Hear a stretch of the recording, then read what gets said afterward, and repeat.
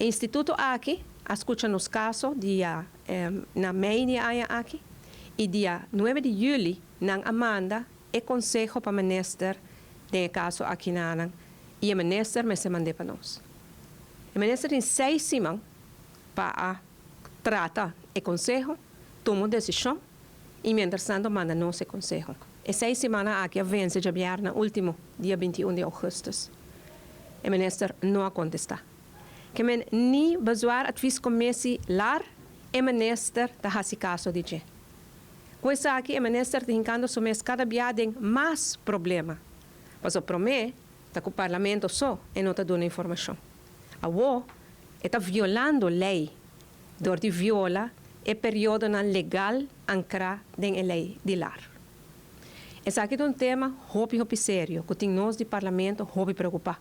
Mas sobre se um tema chiquito assim, se um tema não é o mais importante do país Aruba, na nota de uma transparência, como por confiar que milhões e milhões que cada tem para manejar com ele. E agora me visa nós a tomar todo passo necessário e possível parlamentário no caso aqui. Nós manda mais de 100 perguntas na minister encargado, minister presidente, na ministra de transporte, que por certo, ministra de transporte, ou ministra encargado com a aviação a contestar que o jet privado aqui não tem uma licença comercial, que não por cobra. Pero outra pergunta não tem a não hora contestar. Nós pedimos 4 reuniões sobre tema aqui, pero o presidente do parlamento não está dando atenção na gente e não chama a reunião. Nós acudimos ao senhor governador arriba o tópico aqui e nada ajuda para o ministro a dar claridade e transparência. E isso aqui é algo que nós está lamentando.